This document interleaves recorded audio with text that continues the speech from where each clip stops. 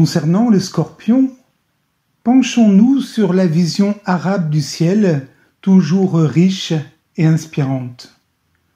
Pour certains astronomes arabes de l'Antiquité, Al-Akrab est le super Scorpion, composé de la constellation du Scorpion, mais aussi de celle de la Balance, les pinces du Scorpion.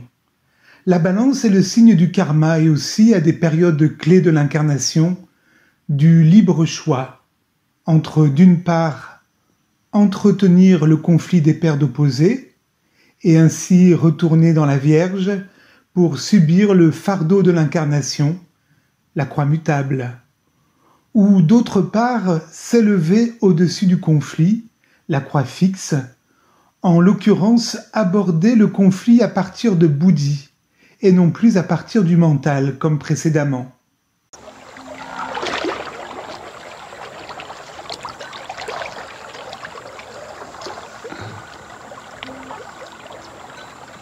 Si tu tends trop la corde, elle casse. Si tu ne la tends pas assez, elle ne sonne pas.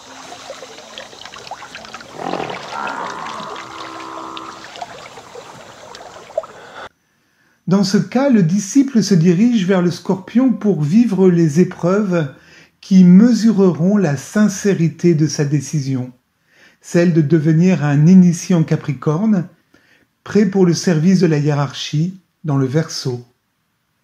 Ces épreuves sont l'allégorie de Jésus dans le désert pendant 40 jours, durant lesquels il se rencontra lui-même. Les pinces du Scorpion, en l'occurrence la Balance, indiquent la nécessité de saisir fermement les plateaux en équilibre, pour ne pas sombrer à nouveau dans le monde des conflits et de la dualité. Les plateaux de la Balance en déséquilibre. Mara avait essayé de tenter Siddhartha de la façon la plus habile, en déguisant les tentations de la vie sous les apparences les plus simples. Mais Siddhartha regardait au-delà des apparences, au-delà du présent. Alors Mara laissa libre cours à sa colère.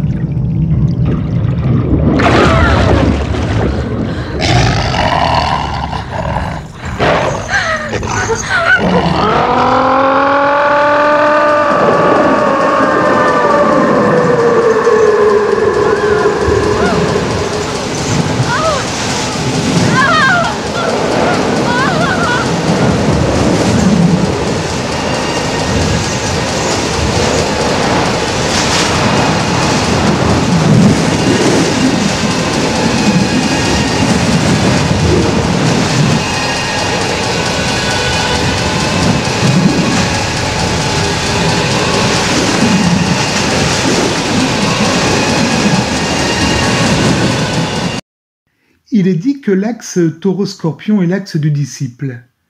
Le taureau concerne plutôt l'aspirant et le disciple en probation, les tout premiers stades de la voie de l'éveil, une période très longue, alors que le scorpion concerne le stade du disciple qui se prépare à l'initiation en Capricorne, attesté par ce mantra, le Capricorne parfait l'œuvre du scorpion. Le maître ésotérique du scorpion, Mars, par le biais du maître exotérique Pluton, tue occultement la personnalité en tranchant tous les liens qui le rattachaient au passé. Mars unit le Scorpion au Capricorne, dans lequel il est en exaltation. Mars est le maître du rayon 6 de dévotion abstraite et de sacrifice. Il est appelé le négateur du désir, celui qui hait les formes. Mars tranche les liens du passé, la lune en chute en Scorpion, le corps de désir, qui empoisonne l'âme et l'enchaîne à la roue des renaissances.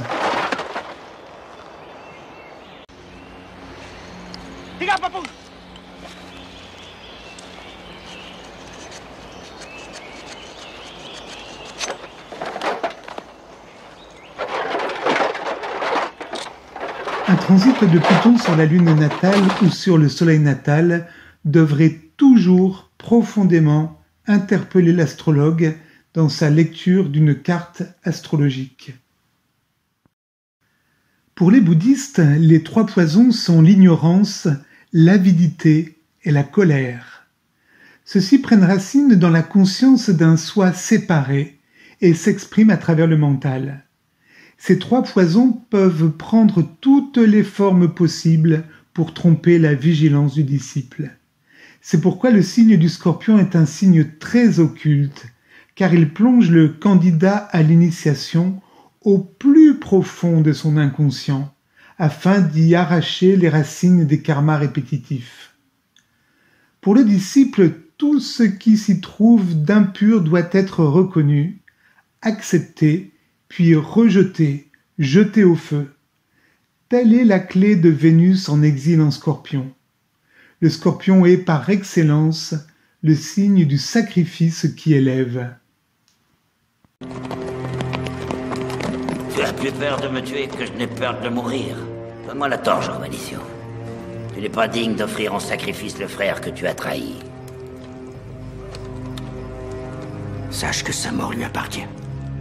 La magie de sa mort doit nous apprendre la leçon de son sacrifice. Plus grande est la magie, plus grand est le prix à payer.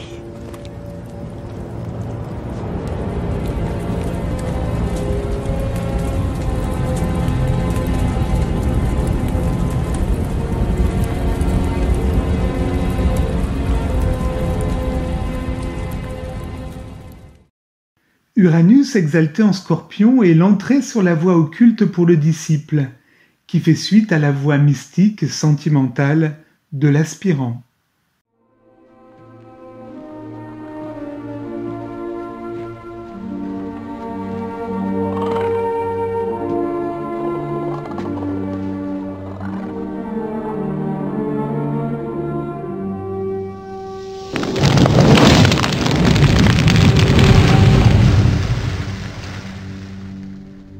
Harry? Professeur, monsieur, votre oiseau, je n'ai rien pu faire, il a pris feu tout à coup. Le moment était venu. Il n'était pas bien ces derniers temps. Dommage que tu l'aies vu le jour de sa combustion. Femsec est un phénix, Harry. Les phénix s'enflamment quand l'heure est venue pour eux de mourir. Après quoi ils renaissent de leurs cendres.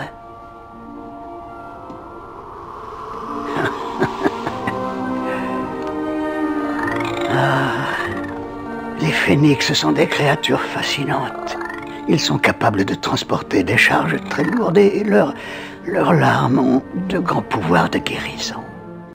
L'initié qui connaît sa raison d'être est le magicien qui, tel le battleur, utilise la matière à sa disposition afin de matérialiser le dessein de Dieu.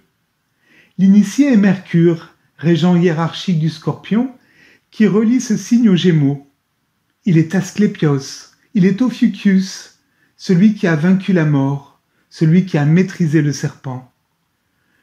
Le poison que l'initié reçoit, il le transmute par le pouvoir de son amour.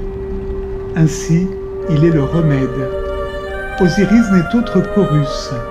Horus n'est autre que le reflet d'Osiris.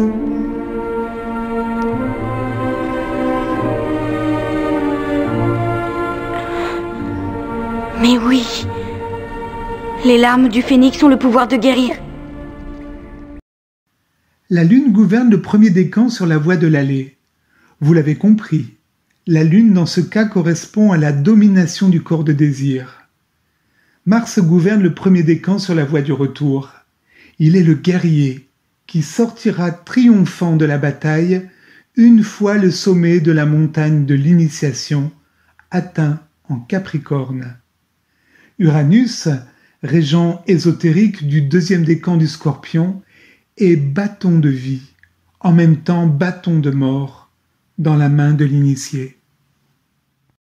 Plusieurs triangles de constellations sont à mettre en relation avec la constellation du Scorpion. Tout d'abord, le triangle Gemini-Eridanus-Cygnus. Il est reconnu que les Gémeaux, la constellation Gemini, sont en relation avec le mental et donc avec le serpent. Seulement une seule des 2 étoiles principales de cette constellation est en résonance avec ce mental serpent.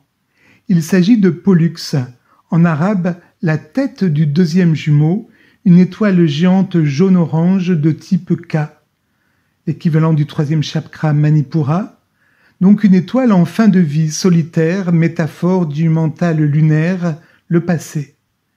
Cette étoile est personnifiée par Phaéton, qui fut foudroyé par Zeus et précipité dans le fleuve Éridan, la constellation Eridanus, dont l'étoile principale est Ashnar, Al-Salbar en arabe qui signifie le soutien. Ashnar est une étoile très chaude de couleur bleu-blanc, l'équivalent du septième chakra, Sahasrara, de type spectral B. Métaphoriquement, Ashnar transmute le mental, Pollux, et libère l'âme, Castor, en arabe la tête du premier jumeau. C'est ainsi que le demi-frère de Phaéton, Cygnos, affranchi de son demi-frère Pollux, fut transformé en cygne, la constellation Cygnus. Cygnos est Castor, une étoile blanche de type A, le joyau au cœur du lotus. Castor est un système sextuple d'étoiles. Le cygne s'envole librement dans l'espace, hors du zodiaque à 21 constellations. Il est la 22e lame du tarot, le mat, qui peut prendre toutes les formes grâce à la blancheur de son plumage. Un autre triangle est formé par les constellations d'Orion, Phénix et Ophiuchus. Orion est Osiris, qui se sacrifie afin de renaître sous les traits de son fils Horus, Ophiuchus. Pour les Arabes, Orion est un archer. De ce fait, cette constellation renvoie au Sagittaire, qui ne vise qu'un seul but, sauver, afin de réaliser le grand œuvre. L'étoile principale d'Orion est Rigel, une supergéante bleue de classe B, dont la fin de vie serait un véritable jubilé, puisqu'elle devrait disparaître sous la forme d'une supernova, voire d'un trou noir. Rigel est une étoile variable quadruple, d'un diamètre moyen 65 fois supérieur à notre Soleil. Elle est à mettre en relation avec le centre Alta-Major de l'Initié. L'autre étoile importante de cette constellation est Bételgeuse, une supergéante rouge à relier avec le premier chakra Mooladhara. À mi-chemin des deux se trouvent les trois rois, la ceinture d'Orion, la ceinture remise au demi-dieu Hercule par la reine des Amazones Hippolytée. La constellation du Phénix est le sacrifice d'Osiris. Voici, je fais toutes choses nouvelles. Le sacrifice du Phénix transforme le carbone en diamant. Cette constellation Phénix fait partie de la constellation Eridanus pour les Arabes. Le troisième point du triangle est occupé par la constellation d'Ophiuchus, le serpentaire Asclépios, celui qui a vaincu la mort. Son étoile principale est Rasalag, la tête du charmeur de serpents. L'astronomie chinoise appelle cette étoile Hu, un astrologue assistant un empereur. C'est une étoile de type spectral A, équivalent au centre Sahasrara. Ophiuchus est Mercure, régent hiérarchique du Scorpion. Un maître apprend la signification de toute forme qui enferme. Puis il prend le contrôle et applique la loi sur le plan compatible avec la forme. Ayant ainsi par sa connaissance dépassé la forme, il la rejette pour en adopter d'autres plus élevées. Il a donc toujours progressé par le sacrifice et la mort de la forme. La forme est toujours reconnue comme une prison. Il faut donc qu'elle soit toujours sacrifiée et meure pour que la vie intérieure puisse poursuivre sa course et son progrès.